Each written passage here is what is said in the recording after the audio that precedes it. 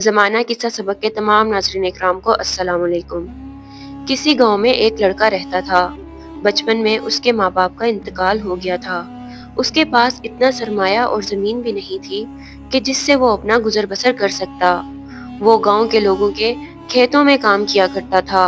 खेत के मालकान उसके खाने पीने और कपड़ों का इंतजाम कर देते थे। खेतों में हमेशा तो काम होता ना था।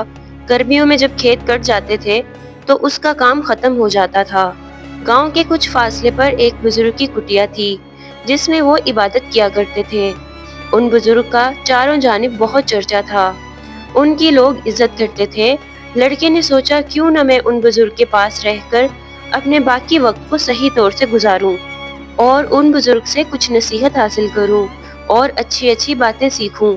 चुनाचे वो खाली औकात में उन बुजुर्ग के पास रहकर वक्त गुजारने लगा।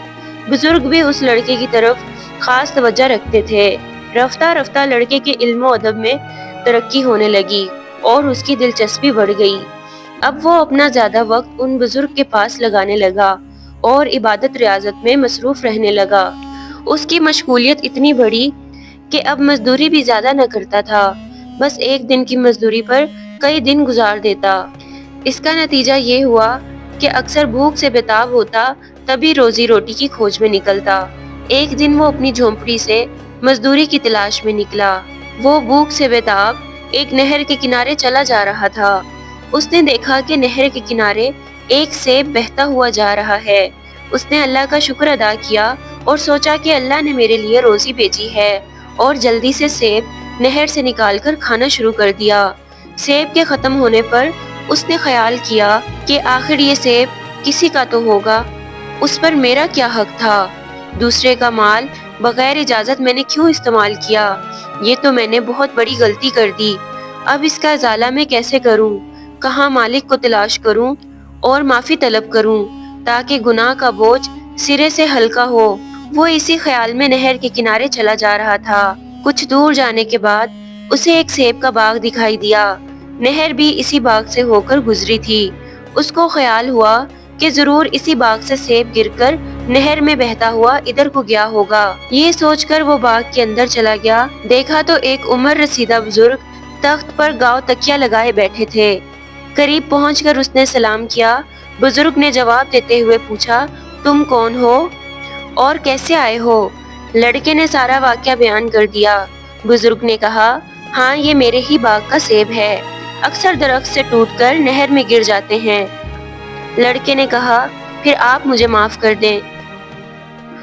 बुजुर्ग ने दिल ही दिल में सोचा कि जिस लड़के की ईमानदारी का ये आलम हो, वो आगे चलकर किस पाया और मर्तबे का इंसान होगा। बुजुर्ग ने कहा, मैं तुम्हें माफ कर दूंगा, मगर उसकी 2 शर्तें हैं। लड़के ने कहा, मुझे दोनों शर्तें मंजूर हैं। बुजुर्ग ने बताया, पहली शर्त ये है कि 1 साल तक तुम्हें इसी बाग में दरख्तों को पानी देना होगा और देखभाल करनी होगी। दूसरी शर्त उस वक्त बताऊंगा जब 1 साल पूरा हो जाएगा। लड़के ने कहा, मुझे बखुशी मंजूर है। चुनाचे लड़का बराबर बाग की रखवाली करने लगा।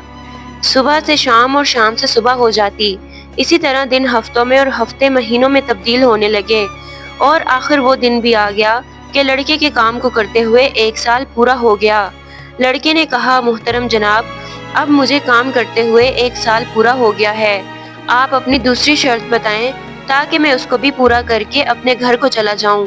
बुजुर्ग ने कहा, बेशक तुमने 1 साल बहुत मेहनत और दयानतदारी से काम करते हुए गुजारा है और इससे मैं बहुत खुश हुआ हूँ। और अब दूसरी और आखिरी शर्त ये है कि मेरी एक लड़की है, उससे शादी कर लो। लेकिन शादी से पहले तुम्हें लड़की का हुलिया बता दूं ताकि तुम शादी के बाद ये न कहो कि मुझे पहले से बताया नहीं गया। ये भी लड़के के लिए एक बहुत बड़ा इम्तिहान था। बुजुर्ग ने कहा, सुनो बेटा, वो लड़की हाथ पैर की लंगड़ी लूली है, कान की बहरी और आंख की अंधी है।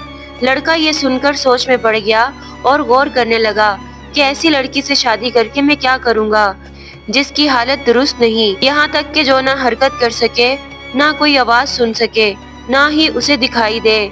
उसके दिल में ख्याल आया, क्यों ना मैं इनकार कर दूं, क्योंकि इस शादी से मैं सख्त उलझन और परेशानी में पड़ जाऊंगा। लेकिन खुदा के खौफ और उसकी गिरफ्त ने उसे फिर चौंका दिया और फिर वो हर मुसीबत उठाने के लिए तैयार हो गया और बुजुर्ग से कहा, मोहतरम, मुझे ये भी शर्त मंजूर है चुनाचे उस लड़की की शादी इस लड़के से हो गई।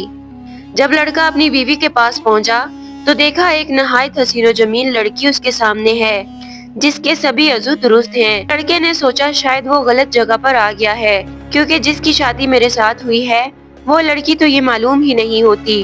लड़का फौरन वापस बुजुर्ग के पास चला गया और अर्ज किया, मोहतरम जनाब, वाकफियत की वजह से दूसरी जगह चला गया था, क्योंकि वहाँ तो कोई दूसरी लड़की मौजूद है। वो लड़की जिसका हुलिया आपने बताया था वहाँ तो वो है ही नहीं।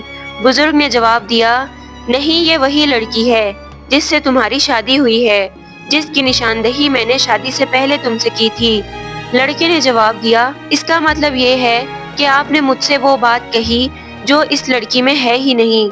बुजुर्ग ने कहा, नहीं नहीं, ऐसा न समझो, बल्कि ये लड़की इस तरह लूली है कि कभी घर से बाहर कदम नहीं निकाला, और बहरी इस तरह से है कि आज तक इसके कानों ने कोई गलत बात नहीं सुनी, और अंधी इसलिए है कि आज तक इसने किसी नामहरम को नहीं देखा।